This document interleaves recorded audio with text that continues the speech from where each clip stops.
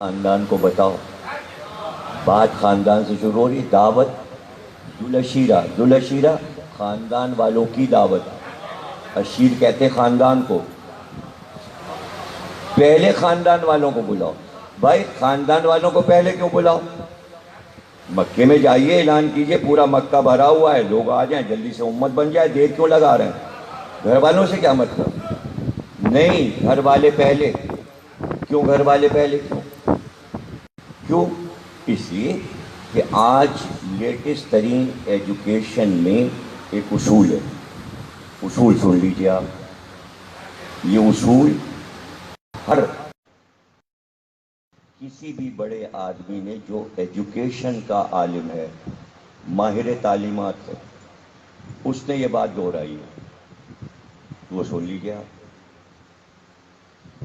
پہلے ایک واقعہ سنا دیں آپ, اس کے بعد پھر مثال دیں. ایک بار میں لندن میں واقعہ یہ ہوا کہ اس زمانے میں ٹونی بلیئر وزیر اعظم تھے. لندن کے وزیر اعظم ٹونی بلیئر. تو صبح کے اخبار میں خبر آئی کہ کچھ لڑکے ایک بار میں شراب پیتے ہوئے پکڑے گئے, سڑک پہ بے ہوش پڑے ہوئے تھے. وہ پکڑے گئے, جیل ڈالے گئے. جب وہ لڑکے جیل ڈالے گئے تو صبح کو جب پولیس نے انکوائری کی کہ یہ لڑکے کون ہیں, تو اس میں ایک لڑکا وزیر اعظم کا بھی تھا, یعنی ٹونی بلیئر کا. ملک کے وزیر اعظم کا بیٹا بھی اس میں شراب پیے ہوئے سڑک پہ پڑا ہوا تھا. جو لڑکے پکڑے گئے وہ سب اس کے دوست تھے, اس میں وہ بھی تھا. اب دوسرے دن وزیر اعظم کو اسمبلی میں جواب دینا ہے کہ آپ ملک چلا رہے ہیں, آپ کا بیٹا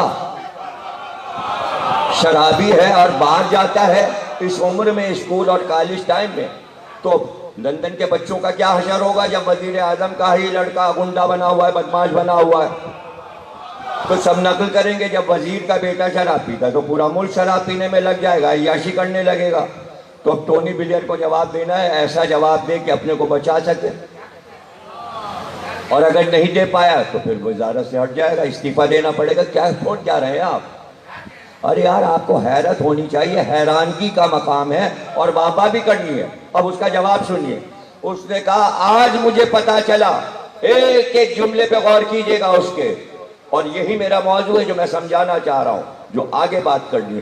اس نے کہا اسمبلی میں آ کے کہ آج مجھے پتا چلا کہ ملک چلانا, وزارت چلانا, وزیر اعظم بننا آسان ہے, اولاد کی تربیت کرنا مشکل ہے.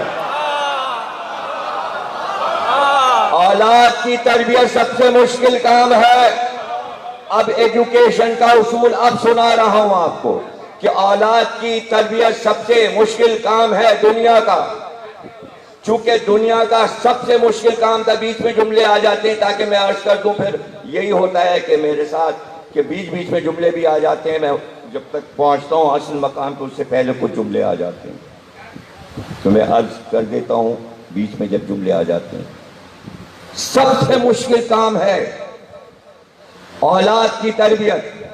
اس لیے ہمارے ائمہ نے عزاداری حسین رکھی کہ ہر انسان کے لیے اولاد پالنا مشکل ہے.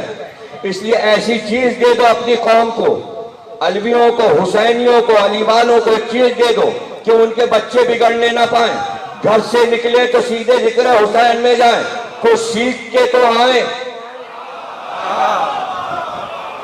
تعلیم کا بنا دیا ذکر حسین.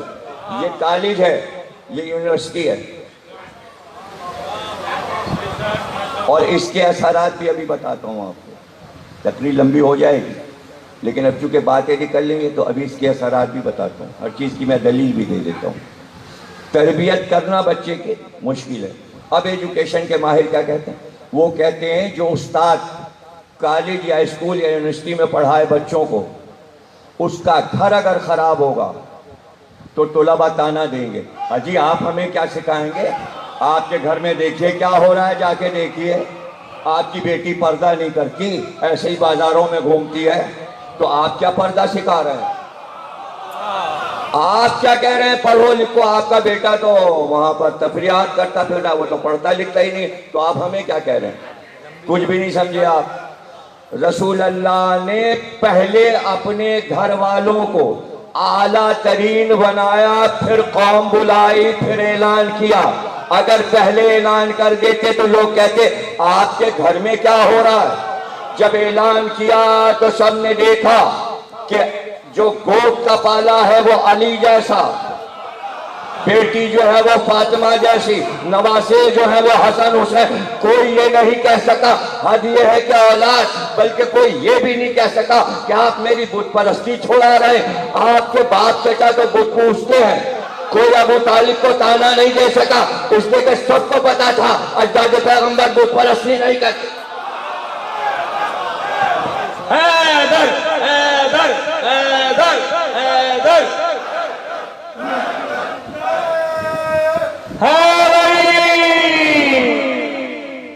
اب میں نے کہا تھا تزیہ ایک ایڈوکیٹ تھے کراچی میں بہت مشہور،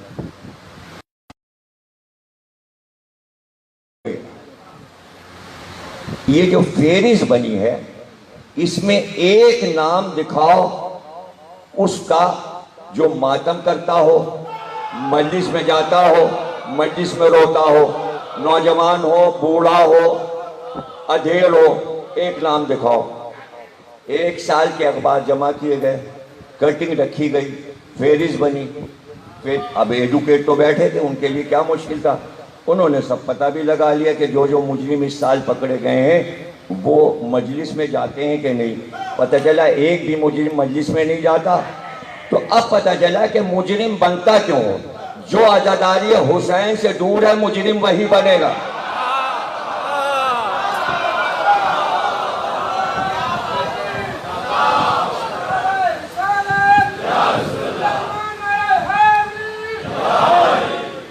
یہ باتیں ہیں بڑی نازک، دماغ میں اترتی دیر میں ہیں، سمجھ میں آتی نہیں، اس لیے کہ یہ نہ روایت ہے، نہ یہ حدیث ہے، نہ یہ تاریخ ہے۔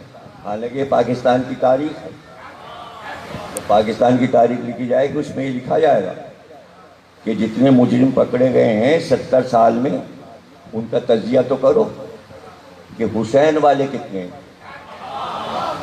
ارے 72 سال میں کتنے نکلیں گے حسین والے؟ نکلیں گے؟ نہیں نکلیں گے، ایک بھی نہیں نکلے گا۔ ابھی تک تو نہیں نکلا، میں انتظار کر رہا ہوں کہ اخبار اتنی بڑی ہیڈنگ بناتا۔ دیکھیں جرائم کی نیوز اتنی بڑی بنتی ہے، 2 کالم کی، اگر کالے کپڑوں میں اور زنجیر کے نشان والا پکڑا جاتا تو اتنی بڑی ہیڈنگ لگتی۔ سارے صحابی لکھتے، ارے صاحب زنجیریں لگاتا تھا، نشان ہے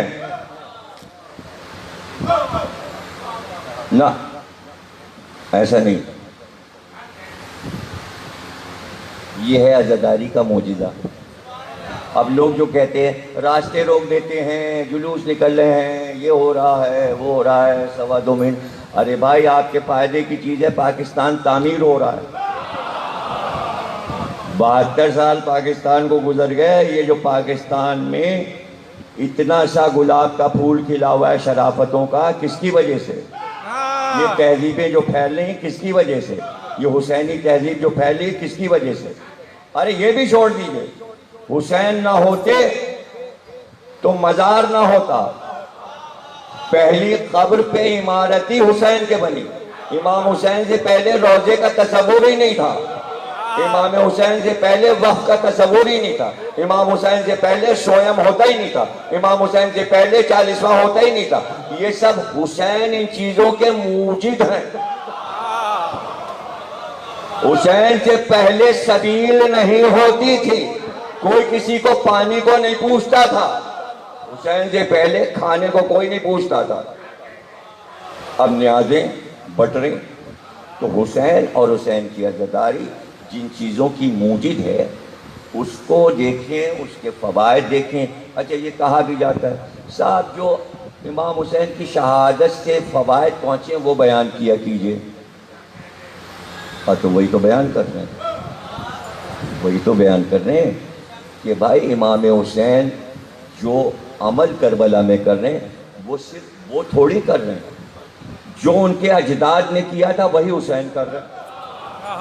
بھئی ان کی نانی کو پتہ چلا کہ مکے میں بھوک ہڑتال ہو رہی ہے اور کچھ کھانے کو نہیں ہے، اناج اگ نہیں رہا ہے، قحط پڑا ہوا ہے، بچے رو رہے ہیں اور مرے جا رہے ہیں۔ انہوں نے اپنی پورا جو جمع پونجی تھی اٹھا کے رسول اللہ کو دے دی، کہ مکے کے بچوں کو کھانا کھلا دیجئے اور پانی پلا دیجئے۔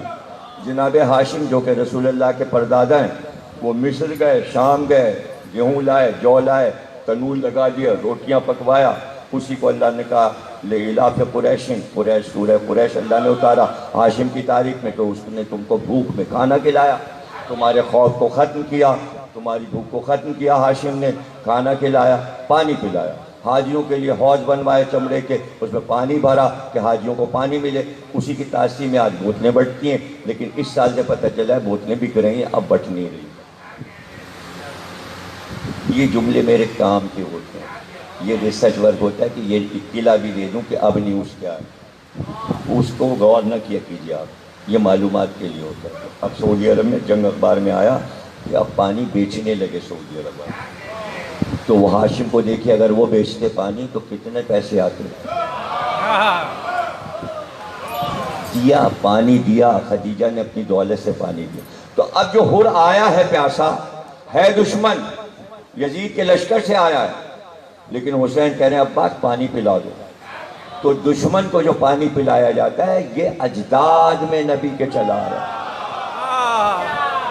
اجداد میں چلا آ رہا ہے۔ اسلام کو بچانا، اسلام کو بنانا، اسلام کو سنوارنا یہ اجداد میں آ رہا ہے۔ تو حسین تو اٹھیں گے کہ اسلام خطرے میں، ان کو جانا ہے، وہ کوئی پہلی بار تھوڑی اٹھ رہے ہیں، ان کے باپ نے بھی یہی کام کیا تھا، ان کے دادا نے بھی یہی کام کیا تھا۔ اب آپ کہیں گے ہاں یہ سب چیزیں جو آپ پڑھتے ہیں تو کہاں سے پڑھ دیتے ہیں کہ ابو طالب نے بچایا، علی نے پھیلایا، حسین نے بچایا؟ بھائی میں ہر چیز ذمہ دار ہوں، قرآن سے پڑھ رہا ہوں، حدیث بعد میں، قرآن سے پڑھ رہا ہوں۔ آپ کہیں گے یہ جو آپ نے ابھی پڑھا قرآن سے ثابت کی، تو ہم قرآن سے ثابت کر رہے ہیں۔ بسم اللہ الرحمن الرحیم، لَأُقْسِمُ بِهَٰذَا الْبَلَدِ أَنْتَ حِلٌّ بِهَٰذَا الْبَلَدِ وَوَالِدٍ وَمَا وَلَدَ۔ میں قسم کھا رہا ہوں، اللہ فرماتا ہے سورہ بلد میں کہ میں قسم کھا رہا ہوں اور بڑی عجیب قسم کھا رہا ہوں۔ قسمیں تو وہ 84 قسمیں کھائی ہیں اس نے قرآن میں، لیکن یہ والی قسم جب اس نے کھائی تو اس میں اس نے کہا کہ میں قسم کھا رہا ہوں لیکن بہت عجیب، لَأُقْسِمُ بِهَٰذَا الْبَلَدِ، میں عجیب قسم کھا رہا ہوں، مجھے زمین کی قسم،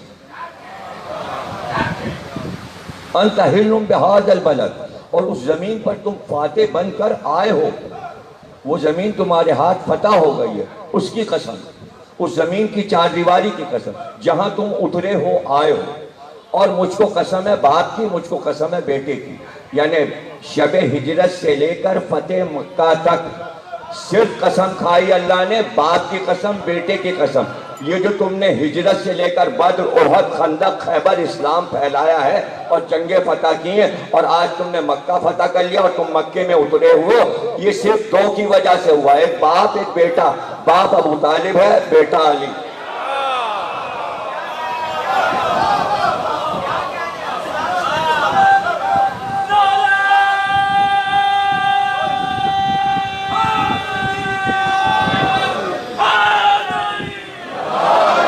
اب ہم آتے ہیں اپنے موضوع پر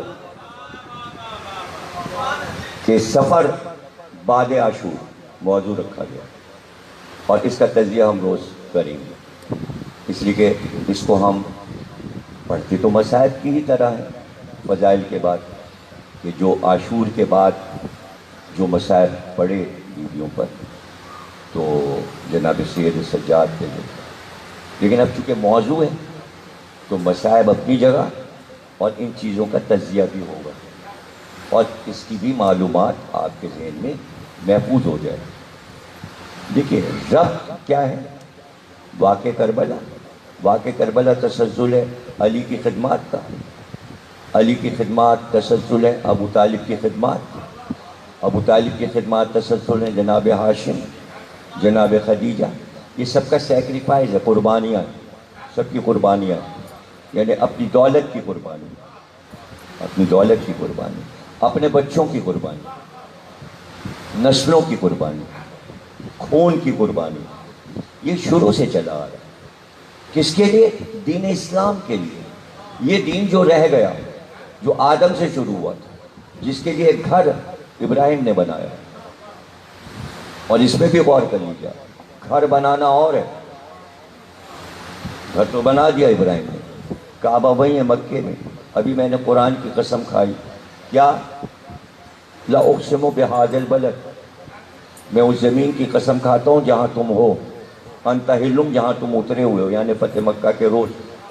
یہ کہیں بھی آپ مولانا مودودی کی تفسیر دیکھیں، شیعوں کی تفسیر دیکھیں، تو اس آیت کے نیچے انت حلم بہذا البلد کے نیچے لکھا ہوگا اس سے مراد ہے فتح مکہ، رسول نے جو مکے کو فتح کیا، اس آیت سے مراد ہے وہاں اترے آپ، مکے میں فتح کر کے اس زمین پر اترے۔ اللہ نے پہلے سے پیشن گوئی کر دی ہے کہ تمہارے ہاتھ پر مکہ فتح ہوگا، ابھی تمہیں نکالا جا رہا ہے لیکن ہم تمہیں واپس فاتح بنا کے لائیں گے۔ یہ شیعہ سنی سارے مفسرین نے اس آیت کے ذیل میں لکھا ہے، کوئی بات میں کہیں الگ سے قرآن اور تفسیر سے ہٹ کے نہیں پڑھ رہا، آپ خود کتاب دیکھ سکتے ہیں کسی بھی کتب خانے میں جا کر، اترے ہوئے ہو تم اس زمین پہ آئے۔ اور پہلی آیت، میں قسم کھاتا ہوں اس مکے کی چار دیواری کی جس کے درمیان تم ہو۔ پتہ چلا چار دیواری شہر کے گرد ہے، بیچ میں رسول ہے۔ زمین کی قسم اس بات پہ کھائی جا رہی کہ رسول ہیں وہاں۔ اللہ کو یہ قسم کھانی چاہیے تھی کہ مجھے کعبے کی قسم، جو مکے کی چار دیواری میں اللہ کا گھر میرا گھر ہے۔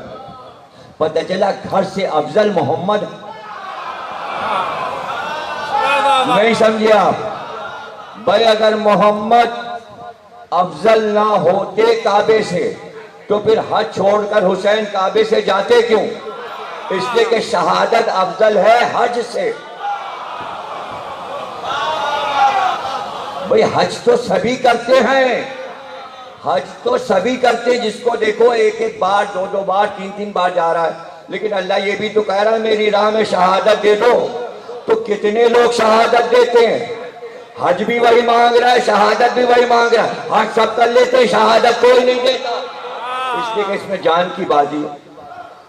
تو اللہ نے کہا حج تو کر لیے تم نے، 25 حج کر لیے حسین تم نے، اب تم شہادت کی راہ پہ جاؤ۔ تو حسین نے آخری سلام کیا، کعبے کو چلے گئے۔ تو ابراہیم کا بنایا گھر اور ہے، اور محمد ایک ذات ہے، ان کی افضلیت۔ اچھا آپ، میں وہاں گیا تو دیکھا، میں نے کسی نے کہا بھائی بہت مشہور شخصیت اس ہاسپٹل میں پیدا ہوئے ہیں، تو میں سوچنے لگا شخصیت زیادہ افضل ہے یا ہاسپٹل؟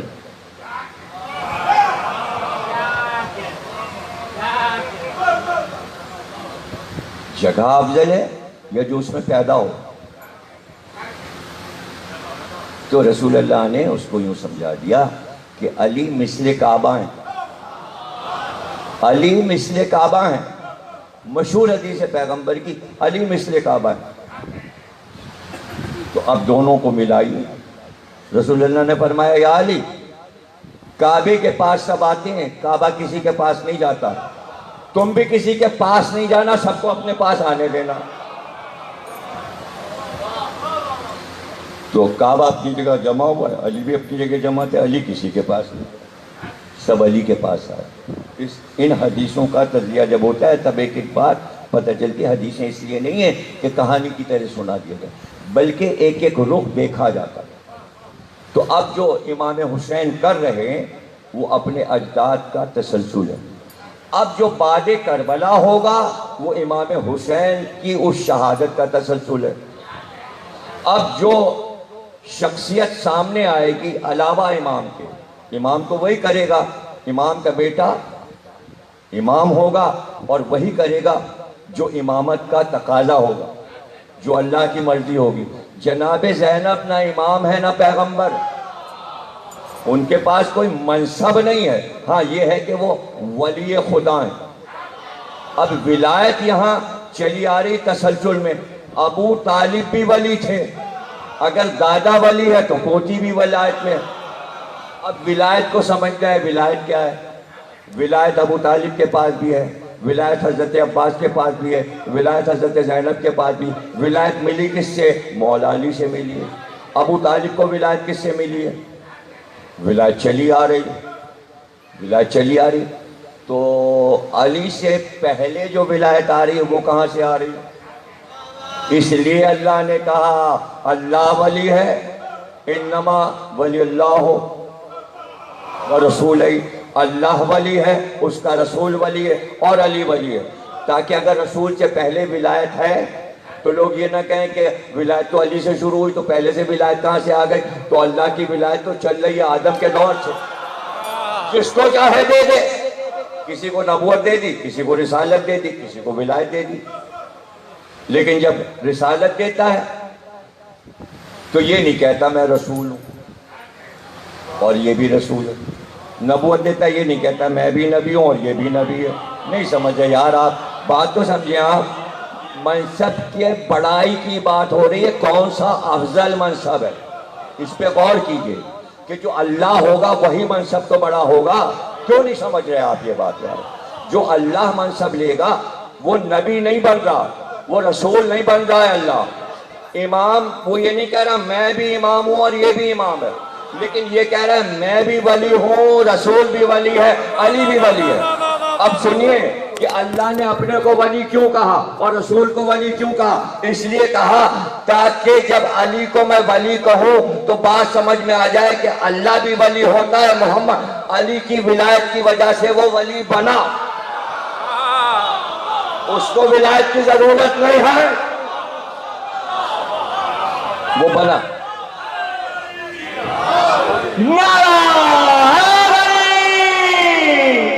لوگ کہتے ہیں صاحب کہ کہیں یہ نعرہ لگ جاتا ہے علی اللہ, علی اللہ. یہ کوئی علی کے لیے کوئی بڑی بات تھوڑی, یہ کوئی بڑی بات تھوڑی ہے.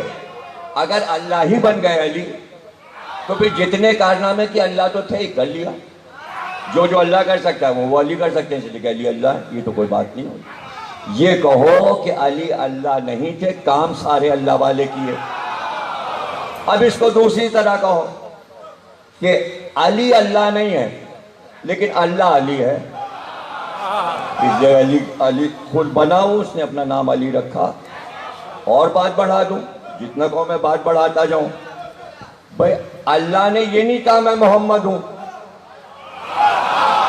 قرآن میں نام دیکھ لو نا اپنے آپ کو, وہ کہتا ہے علی الکبیر, علی العظیم. میں علی العظیم ہے, میں علی الکبیر ہوں. قرآن میں اس نے کئی بار کہا میں علی ہوں. ارے قرآن کی آیتوں میں اللہ کہہ رہا ہے میں علی ہوں, لیکن یہ نہیں کہہ رہا ہے میں محمد ہوں. ہاں, محمد کی جگہ کیا نام رکھا اس نے اپنا؟ محمود. کہتا ہے میں محمود ہوں, یہ محمد ہے. محمود بڑا لفظ ہے یا محمد؟ یہی تو سب چیزیں ہیں عزاداری میں, یہی تو ہے مجلسوں میں کہ معلومات اور نالج میں اضافہ کتنا ہوتا ہے. اضافہ ہونا چاہیے, ہر سیکنڈ پر ایک اضافہ ہو جائے. محمود بڑا لفظ ہے یا محمد؟ اب یہ تو میں لفظ کہہ چکا, اس کو ذہن سے نکالیے نہیں کہ علم میں حیرانی ہے. جیسے ہی میں کوئی بات کہوں تو حیران ہو جائے, یہ نہ سوچیں ایسا کیسے ہو سکتا ہے. بس حیران ہوئے بیٹھے, جب مسئلہ حل ہو جائے تو خوش ہو کے داد دے دیجیے, بات ختم ہو گئی کہ بھئی مسئلہ حل ہو گیا. گھبراہٹ ہو رہی تھی, اس میں تو کچھ ایسا پہلو نکل رہا ہے, بے ادبی ہو رہی ہے, کہ کیا ہو رہا ہے, اللہ کے شان میں کوئی گستاخی تو نہیں ہو رہی ہے. اس لیے کہ آج کل تو بڑے نازک حالات ہیں, بس اللہ اللہ کی بات کرو. انہی لوگوں کے لیے تو دعوت فکر ہے. اور یہ چیزیں میں پڑھتا ہوں سامنے یوں رکھ دیا. یہ بتاؤ محمود بڑا لفظ ہے یا محمد؟ اب جو گرامر جانتا ہوگا, عربی جانتا ہوگا, وہ اگر سمجھدار ہوگا تو بات کرے گا. لیکن اگر اس کو علم ہی نہیں ہے تو وہ مجھ سے بات کرے گا, چلا جائے گا, وہ الزام لگا دے گا, کورٹ میں مقدمہ کر دے گا, دیکھیے صاحب غلط پڑھا, اللہ کو گھٹا دیا, محمد کو بڑھا دیا, یہ کر دیا, یہ کر دیا. اچھا ویسے توہین اللہ کا کوئی قانون ہی نہیں بنا، قانون بنا ہے توہین محمد و آل محمد و صحابہ و ازواج، اس میں اللہ میاں کو رکھا ہی نہیں۔ ہائے ہے، اور آپ بول نہیں رہے ہیں اور وابہ نہیں کر رہے ہیں، اس لیے وابہ نہیں کر رہے ہیں کہ آپ کے لیے پھر حیرانی ہو گئی کہ یہ تو سوچا ہی نہیں کہ پاکستان میں یہ قانون کیوں نہیں بنا کہ جو اللہ کے خلاف بات کرے گا وہ پکڑا جائے گا، نہیں جو محمد کے خلاف بات کرے گا پکڑ جائے گا، بالکل ٹھیک ہے قرآن کے مطابق ہے۔ لیکن محمد تو اس کو پکڑتے تھے جو اللہ کے خلاف بات کرے، اور علی اس کو پکڑتے تھے جو محمد کے خلاف بات کرے، اور علی کے خلاف جو بات کرے گا اس کو مہدی پکڑیں گے۔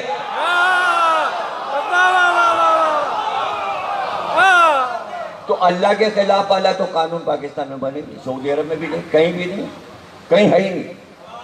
حالانکہ سب سے بڑا قانون یہ ہونا چاہیے کہ اللہ کے خلاف جو بات کرے گا اس کو پھانسی ہونی چاہیے۔ ہاں یہ ضرور ہے کہ آپ یہ سوچتے ہیں ایسا ہونے نہ پائے۔ اچھا یہ قانون کیوں نہیں بنا؟ اس لیے کہ سب مسلمان ہیں، اللہ کی توہین کون کرے گا؟ اس لیے نہیں بنا، اس لیے قانون نہیں بنا۔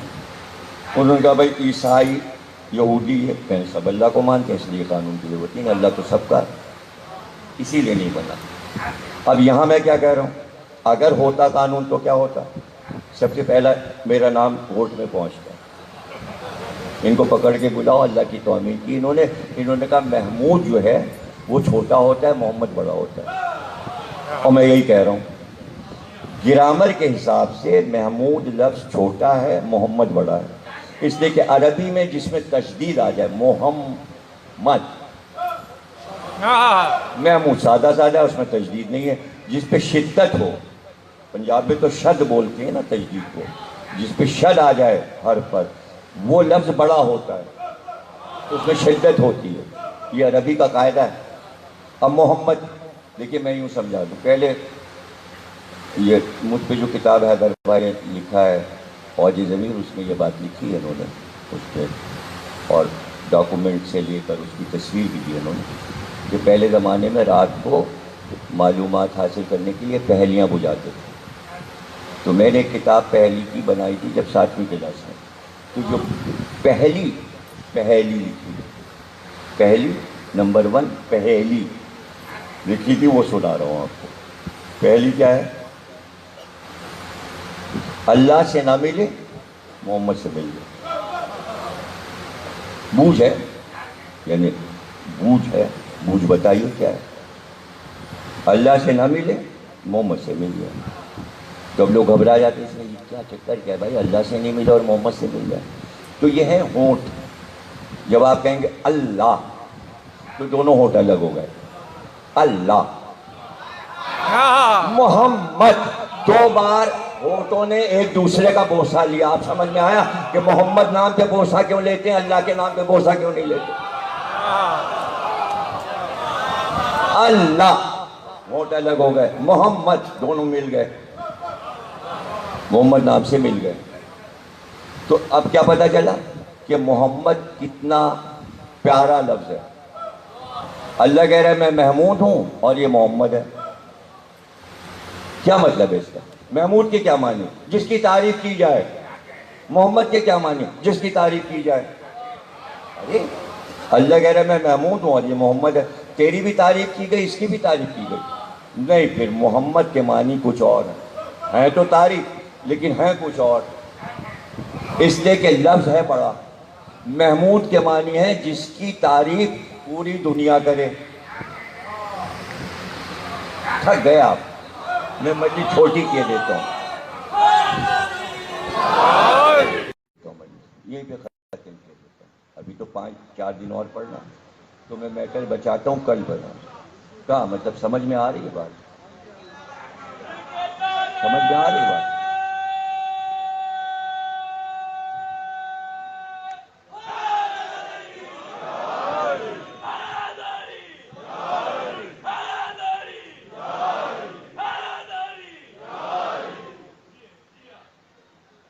محمود کے معنی جس کی تعریف پوری خلقت کرے، ذرہ ذرہ کرے، پھول کرے، پانی کرے، تارے، آسمان، فرشتے، جن، انسان، مثلاً 10 کروڑ تعریفیں ہوئی، مثال کے طور پہ 10 ارب ہوئی، جتنے چاہے بڑھا لیجیے آپ، خراب کر لیجیے، ساری خلقت میں اللہ کی تعریفیں کی، کتنی ہوئی؟ مثال کے طور پہ، کوئی حد تھوڑی، الحمدللہ رب العالمین کی حد تھوڑی ہے۔ 10 ارب 10,000 سے شروع کیجیے، 10,000 ہوں گی، نہیں 10 لاکھ ہوں گی، 10 خرب ہوں گی، 10 ارب ہوں گی، اللہ کی تعریف ہو گئی 10 ارب ہو گئی نا، 10 ارب تعریفیں ہو گئیں اللہ کی، ہو گئیں۔ اللہ نے کہا محمد کی تعریف کرو، کہا مسلمان کرتے ہیں محمد کی تعریف، اسے نعت کہتے ہیں، نعتیں پڑھی جا رہے ہیں، ٹیلی ویژن پہ رسول اللہ کی تعریف ہو رہی ہے، لیکن کتنی ہوگی رسول اللہ کی تعریف؟ جتنی اللہ کی ہوئی ہیں 10 ارب 10 خرب، اتنی محمد کی ہوئی ہیں؟ نہیں، آپ کہیں گے نہیں اللہ کی زیادہ ہوئی، کیوں؟ اس لیے کہ اللہ کی تعریف یہودی بھی کر رہا ہے، اللہ کی تعریف عیسائی بھی کر رہا ہے، اللہ کی تعریف مسلمان بھی کر رہا ہے، اللہ کی تعریف 72 فرقے کر رہے ہیں، ہے نا؟ اور کچھ محمد کی تعریف نہیں کر رہے، تو محمد کی کم ہوئی نا۔ یاد رکھیے گا، اگر آپ نے واہ نہیں کی تو پھر ایسی کوئی چیز کل سے نہیں پڑھوں گا، اس طرح کے نمونے کی نہیں پڑھوں گا، پھر دوسری چیزیں پڑھوں گا جیسی پڑھی جاتی ہیں۔ سورے پنجاب کے ذاکرین جیسی پڑھتے ہیں، پھر ویسی سادی پڑھتے ہیں۔ یہ والی جو گھماؤ پھرا والی ہے نا، یہ جس میں نقطے آ رہے ہیں بلاغت فصاحت کے ساتھ، پھر یہ والی کل سے نہیں پڑھوں گا۔ اگر آپ یہ بات نہیں سمجھے تو میں سمجھوں گا کچھ سمجھ میں نہیں آتا آپ کو۔ کتنی اللہ کی تعریفیں آپ نے بڑھائی تھی؟ 10 ارب رکھے رہن دیجئے یہاں، 10 ارب یہ رکھیے، 10 ارب۔ اور محمد کی کر لیجئے 10,000۔ اچھا بڑھا لیجئے، ہمیں کوئی اعتراض نہیں، 10 ارب کر دیجئے، اگر آپ کا دل چاہے جتنی اللہ کی ہوئی اتنی محمد کی بھی کر دیجئے، کم رکھنا چاہتے کم، یہ آپ کی مرضی پر، لیکن یہ طے ہے کہ ہم سب نے مل کے طے کیا کہ اللہ کی تعریفیں 10 ارب ہیں۔ مثال کے طور پہ بھائی اتنی ہیں کہ مطلب اس میں گنتی میں نہیں آتی، یہ مثال کے لیے میں کہہ رہا ہوں 10 ارب۔ 10 ارب تعریفیں اللہ کی ہو گئیں پوری دنیا میں، اللہ کی تعریف ہو گئی، اور اس نے کہا محمد کی تعریف کرو، تھوڑی سی سب نے کر دی۔ اب اللہ نے قرآن میں محمد کی تعریف کی، جس کی 10 ارب تعریفیں تھیں اس نے اپنی 10 ارب محمد کو دے دی۔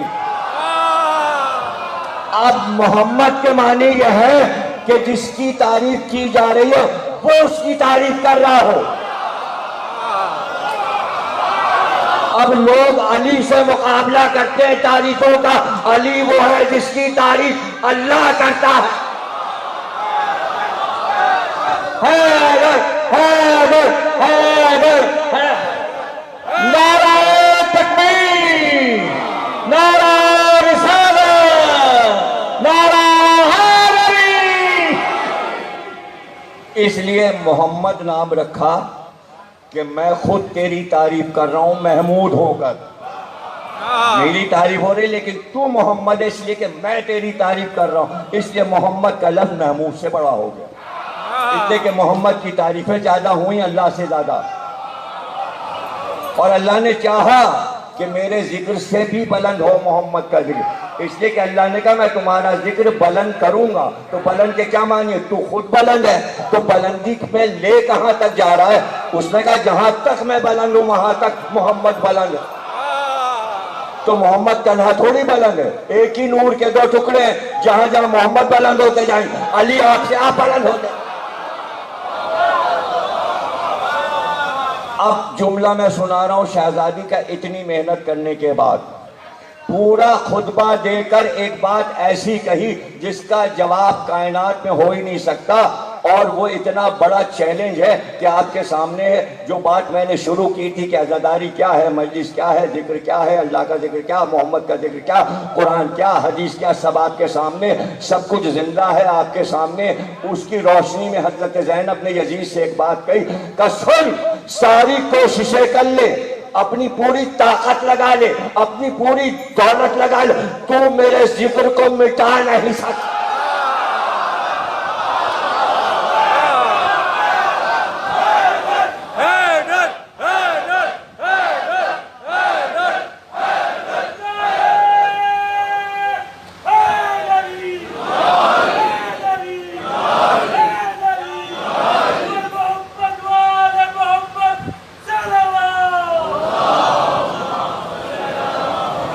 اب دیکھیں یہاں پہ آپ بیٹھے ہوئے، اب جو کچھ کام محمود اختر صاحب کر رہے ہیں، یہ کہاں سے ان کو الہام ہو گیا؟ کیسے نہیں کہ اتنا بڑا کام کیا جائے کہ پاکستان میں اتنی بڑی زمین کسی امام باڑے کی نہیں، نہ کراچی میں، نہ فیصل آباد میں، نہ اسلام آباد میں، نہ لاہور میں، نہ ملتان میں۔ ملتان بہت بڑا گردیزی سادات پیسے والے دولت مند رئیسوں کا شہر ہے، لیکن آپ دیکھیں شاہ گردیز کتنا چھوٹا سا ہے۔ اگر چاہتے گردیزی تو آس پاس کے سارے مکان خرید کے کم از کم صحن تو بڑا کر دیتے شاہ گردیز کا۔ جنہوں نے دیکھا ہے ان کے لیے بتا رہا ہوں، جس نے نہیں دیکھا تو اس کو تو پتہ ہی نہیں کہ شاہ گردیز کا صحن کتنا چھوٹا ہے۔ یا اور جگہوں کے امام باڑے آپ دیکھیں، مثلا لاہور کے امام باڑے موچی میں جا کے دیکھیں، پتلی پتلی گلی میں چھوٹے چھوٹے امام باڑے۔ کسی نے کوشش کی کہ خواجگان کچھ مکان خرید کے امام باڑے خواجگان میں ملا دے؟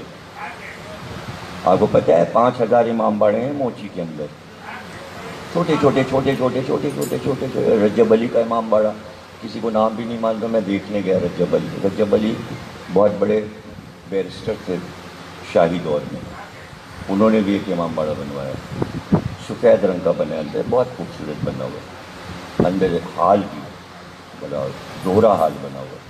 اسی طرح نہ معلوم کتنے گوال منڈی بھی امام باڑہ ہے۔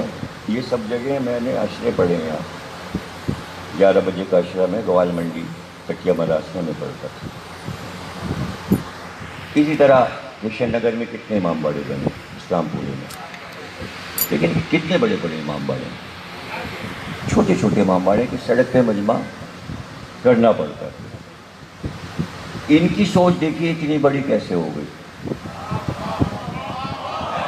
کہ چھوٹا سا نہ بنایا جائے، اتنا وسیع بنایا جائے۔ اچھا اتنا بڑا امام باڑہ بنانے کے بعد بھی سوچے جا رہے ہیں اس کو اور کیسے بڑھائیں۔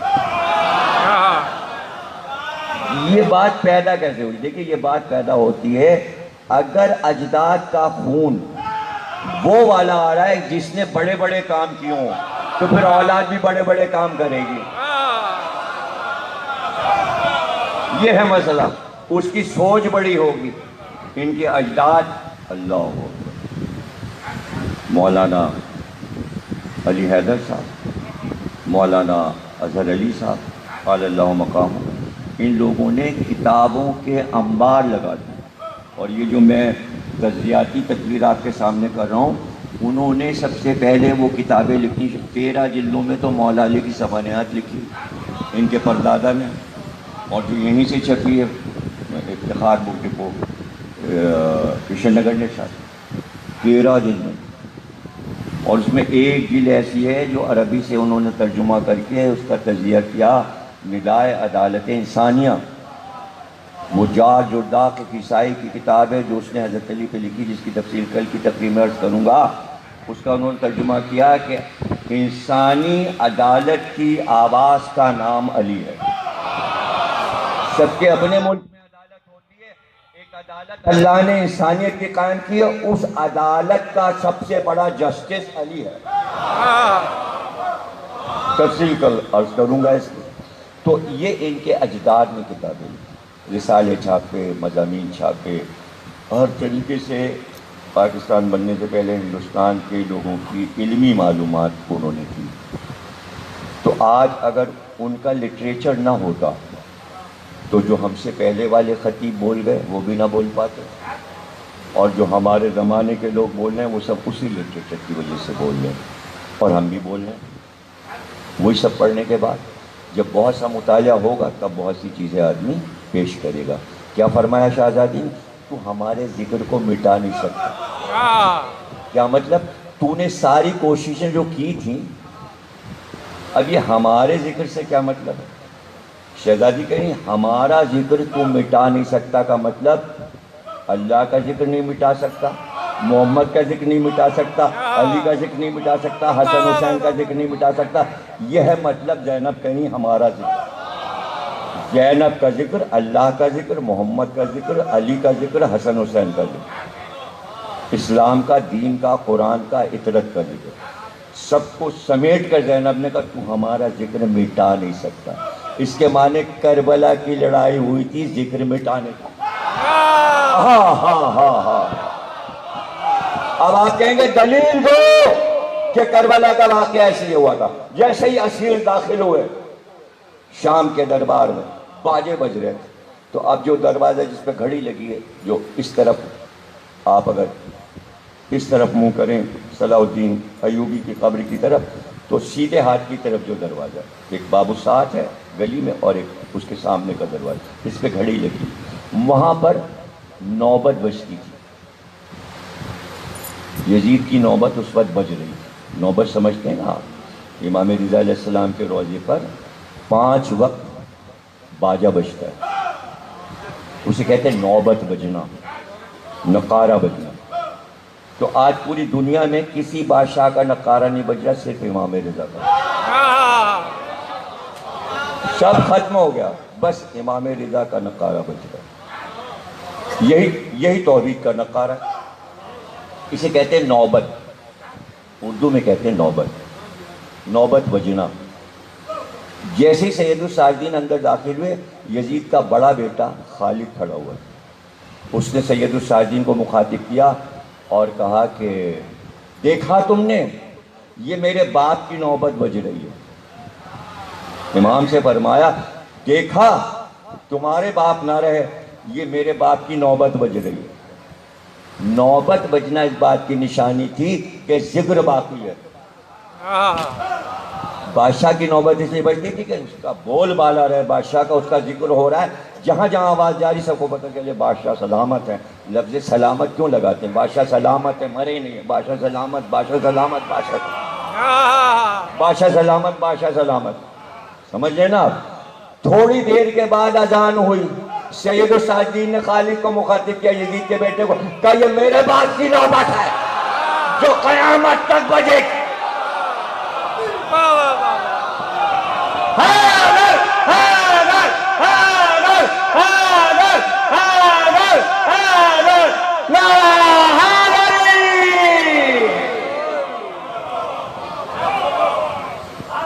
اب جو روزانہ ذکر ہوگا شہزادی کا، حضرت زینب کبریٰ صلوات اللہ السلام علیہ کا، جناب سید سجاد کا ذکر بھی کریں گے ہم۔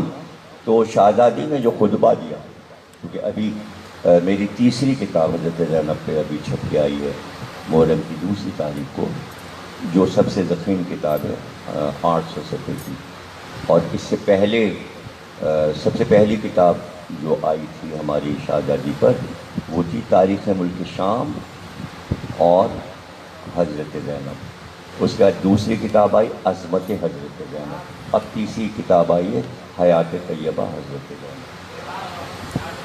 تو میں چاہوں گا کہ میں اپنی کتابوں سے بھی کچھ چیزیں آپ کو پیش کروں جو میں نے خود تجزیے کی، اور اس میں میں نے جو اپنی آنکھ سے دیکھا، تو اس میں ایک چیز عرض کر دوں، آج کی حد تک اور بھی چیزیں بیان کروں گا کہ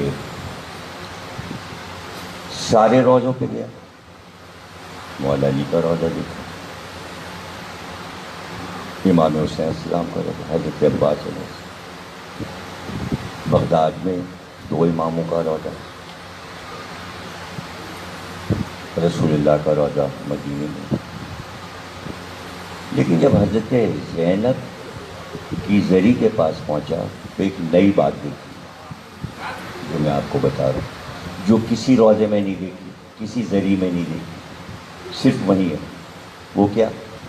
حضرت زینب کی زری میں نے جب دیکھا جو تابوت ہے حضرت زینب کا، قبر پہ جو تابوت ہے، میں نے دیکھا سرہانے ایک سونے کا اتنا بڑا تاج رکھا۔ کسی کے روزے میں زری کے اندر تاج نہیں ہے، رسول اللہ کیا تاج نہیں رکھا، نجف میں علی کیا تاج نہیں رکھا، امام حسین کیا تاج نہیں رکھا، حضرت عباس کے روضے میں تاج نہیں رکھا. یہ حضرت زینب کے سرانے سر پہ تاج کیوں رکھا؟ اس لیے کہ تاج چھینا ہی حضرت زینب نے. جنہیں اپنے تاج پر ناز تھا شہزادی نے چھین لیا اور چھین کر کہا تیرے دارالحکومت میں تاج میری قبر پہ رکھا جائے گا، اب تو تاجدار نہ رہا. تو اب سمجھ میں آیا کہ خداموں نے یہ فیصلہ کیوں کیا کہ تاج حضرت زینب کے تابوت پہ رکھا جائے. یہ چھوٹی چھوٹی باتیں ہیں جو غور کرنے والی. پورے روضے میں ایک قصیدہ حضرت زینب کا لکھا ہوا ہے، فارسی میں، عربی میں. اس کا ایک ایک مصرع پڑھیں دنگ ہو جائے. بہرحال میں اپنا پہلی زیارت کا تاثر آپ کو بتا رہا ہوں. 2 چیزیں سنا رہا ہوں، تقریر ختم کر رہا ہوں، انشاءاللہ کل پھر عرض کروں گا. پہلی چیز جو میں نے وہاں پر پائی وہ عرض کر رہا ہوں. پھر دوسری چیز، پہلی چیز الماریاں لگیں، اس پہ چھوٹی چھوٹی کتابیں رکھی، اس میں حضرت زینب کی زیارت لکھی. میں نے زیارت اٹھائی اور بی بی کی زیارت پڑھنے لگا حضرت زینب کی. ساتھ میں ترجمہ بھی پڑھتا جا رہا تھا فارسی میں. عربی میں زیارت ہے، ترجمہ. پڑھتے پڑھتے ترجمہ بھی پڑھ رہا تھا. تو پڑھتے پڑھتے ایک چیز آئی، میں رک گیا اور میں سوچنے لگا یہ میں نے مجلس میں پہلے بھی پڑھا لیکن یہ مجھے نہیں معلوم کہ یہ زیارت کا جملہ ہے. اس لیے کہ میں نے تو کتابوں میں دیکھا، مجلس کی کتابوں میں تو پڑھنے لگا. آج پتہ چلا کہ یہ زیارت کا جملہ ہے اور زیارت میں یہ جملہ لکھا ہوا ہے جو میں پڑھ رہا ہوں، جو میں نے بی بی کی زری پر پڑھا تو مجھے معلوم ہوا کہ یہ زیارت کا جملہ ہے. وہ کیا ہے؟ پڑھتے پڑھتے زیارت آپ ایک جگہ آئیں گے تو امام نے زیارت لکھائی. تو زیارت میں یہ جملہ ہے کہ بی بی 11 محرم کی صبح جب اسیر ہوئیں اور تمام اسیروں کو گرفتار کر کے ناکے پہ بٹھایا گیا، تو جب بی بی سے کہا گیا کہ آپ ناکے پہ بیٹھی اور بی بی کو اسیر کیا گیا، تو بی بی نے فرمایا تھا کہ شمر ہم سوار کریں گے بیویوں کو، کوئی شقی قریب نہ آئے ہمارے. تو جناب زینب نے سب کے بازو پکڑ پکڑ کے سوار کرایا. ام لیلہ علی اکبر نہیں ہے، میں تمہیں سوار کراؤں. ام فروا قاسم نہیں ہے، میں تمہیں سوار کراؤں. اے رقیہ مسلم نہیں ہے، تمہارے بچے نہیں ہیں، میں تمہیں سوار کراؤں. لیکن جب اپنے سوار ہونے کی باری آئی زیارت میں جملے، تو آپ نے فرات کا رخ کیا اور آواز دی میرے غیرت دار بھیا عباس آؤ. بڑے اہتمام سے مدینے سے لے کر آئے تھے، اب آ کے بہن کو سوار کرو. اس سے بڑے مسائل کیا ہو سکتے ہیں کہ بہن صحرا میں کھڑی اپنے غیرت دار بھائی عباس کو پکار رہی تھی کہ اب زینب کو کوئی سوار کرنے والا. پہلی چیز جو شام میں مجھے پتہ چلی. اب دوسری چیز جو پتہ چلی، اسی پہ تقریر کو ختم کر رہا ہوں اور اسی طرح روزانہ فضائل و مسائل جیسے آپ کے سامنے میں نے پڑھے اسی طرح 4 دن اور بیان کروں گا. میں اتفاق سے جو پاکستان کے سفیر شام میں تھے سیریا میں، مومن علی نقوی صاحب، تو جب میں گیا ہوں تو وہ سفیر تھے پاکستان کی طرف سے. تو انہیں پتہ چلا کہ میں آیا ہوں اور فیملی بھی آئی ہے، تو انہوں نے اپنے گھر مجھے دعوت دے دی پہلے ہی کہ زیارت کر کے روزے سے آپ ہمارے گھر تشریف لائیے، کھانے پر آئیے. میں چلا گیا. بات چیت ہونے لگی روزے کے بارے میں، زیارتوں کے بارے میں. اپنی پالیسی بتا رہے تھے وہ کہ ہماری پاکستان کی پالیسی شام میں کیا ہے. تو اس کے بعد جب یہ بات ہو گئی تو میں نے ان سے پوچھا کہ کتنے دنوں سے آپ یہاں سفیر ہیں، تو یہاں بھی تو کچھ کتب خانے ہوں گے، کچھ کتابیں آپ نے پڑھی ہوں گی انگلش میں، عربی میں، فارسی میں، شام کے کتب خانوں میں. تو ہم لوگ جو پڑھتے ہیں وہاں اس سے مختلف یہاں کی کچھ کتابیں ہوں گی دمشق والوں کی. تو کبھی کوئی ایسی بات آپ کو نظر آئی کہ جو حیران کنو؟ تو انہوں نے کہا جی میں سناتا ہوں. میں نے یہاں کی کتابیں جو یہاں کے تاریخ دان 1000 سال پہلے لکھے ہیں، وہ سب میں نے کتب خانے میں دیکھی، ان کے ترجمے انگریزی میں پڑھے، عربی میں بھی دیکھا، کیونکہ انہیں عربی کی آتی تھی، سفیر تھے وہ۔ تو آخری جملہ تقریر کا عرض کر رہا ہوں کہ انہوں نے یہ فرمایا کہ میں نے ایک کتاب میں عجیب بات پڑھی، مجھ سے کہنے لگے کہ آپ نے بابو سعد دیکھا؟ میں نے کہا جی ہاں دیکھا۔ کہنے اس کتاب میں جو یہاں کی لکھی کتاب ہے تاریخ کی، اس میں یہ بات پڑھی کہ بابو سعد پر قیدیوں کو روک دیا گیا۔ بابو سعد جو ہے اس کے سامنے چوکور میدان ہے اور پھر سامنے دروازہ، اور شام سے جو بھی راستہ آتا ہے وہ اس جگہ کھلتا ہے، ایک گلی ادھر سے آ رہی ہے، گلی ادھر سے آ رہی ہے، گلی ادھر سے آ رہی ہے، ایک راستہ ادھر سے آ رہا ہے، اور وہ چونکہ مین دروازہ تھا محل کا، اس لیے وہاں پر جدھر سے بھی شام سے آدمی چلے وہ محل کے دروازے پہ پہنچ جائے، اس طرح اس کو بنایا تھا، وہ اب بھی ایسے ہی بنا ہوا۔ تو بازار شام سے جو راستہ آ رہا ہے وہ بھی وہاں پر آ کے ختم ہو جاتا ہے۔ تو وہ کہتے ہیں کہ چاروں طرف سے راستے تھے، گلیاں تھیں، اور وہاں پر آ کے راستہ کھلتا تھا۔ وہ کہنے میں نے کتاب میں یہ پڑھا کہ قیدیوں کو ناکوں سے اتار کر اس میدان میں بابو سعد کے سامنے اتار کے بٹھا دیا گیا۔ جب جناب سید سجاد نے فرمایا کہ اتنی دیر کیوں ہو رہی ہے اور ہمیں دربار میں کیوں نہیں لے جایا جا رہا، تو شمر نے کہا ابھی دربار سجایا جا رہا ہے، دربار کی سجاوٹ کل پڑھوں گا کہ دربار کیسے سجایا گیا اور اتنی دیر کیوں لگی، کہ پورا دن گزر گیا اور اسیر وہاں بیٹھے رہے۔ لیکن وہ کہتے ہیں کہ جب اسیروں کو وہاں اتارا گیا ناکوں سے، تو ایک آدمی کو بلایا گیا اور اس سے کہا گیا کہ تم کم سے کم 10 آدمی لو جو مختلف محلوں میں شام کے جا کے یہ پکاریں اور اعلان کریں، جگہ جگہ بازاروں میں اعلان کریں کہ بدر میں، احد میں، خندق میں، خیبر میں، حنین میں جس علی نے تمہارے اجداد کو مارا تھا اس کی اولاد آئی ہے، اگر بدلہ لینا ہے تو آ کر بدلہ لے لو۔ وہ کہتے ہیں کہ جیسے ہی اعلان ہوا چاروں طرف سے شام کے لوگ لاٹھیاں، ڈنڈے اور لوہے کی سلاخیں اور پتھر اور اینٹ لے کر چاروں راستوں سے آنے لگے، اور جہاں پہ اسیر بیٹھے تھے کسی نے پتھر مارے، کسی نے لاٹھیاں ماری، کسی نے ڈنڈے، چاروں طرف سے اسیروں پر حملے ہو رہے تھے، اور بی بی پکار رہی تھی یا علی، کوئی بی بی پکارتی تھی یا محمد مصطفیٰ مدد کیجئے، کوئی بی بی پکار رہی تھی یا علی مرتضیٰ مدد کیجئے۔ بار الہ اس عبادت کو قبول فرما، ہمیں کوئی غم نہ دینا سوا ہمیں حسین کے بعد کے محمد علی محمد۔ ہمیں جو بیمار ہیں ان کو شفا عطا فرما، جو مر گئے ان کو اعلیٰ علین میں بلند مرتبہ عطا فرما، مرحومین کو جنت میں اعلیٰ مقام بلند فرما، امام زمانہ کا ظہور فرما، ظہور میں تاجیل فرما۔ متوجہ زیارت۔ السلام علیکہ یا نبی اللہ، السلام علیکہ یا رسول اللہ۔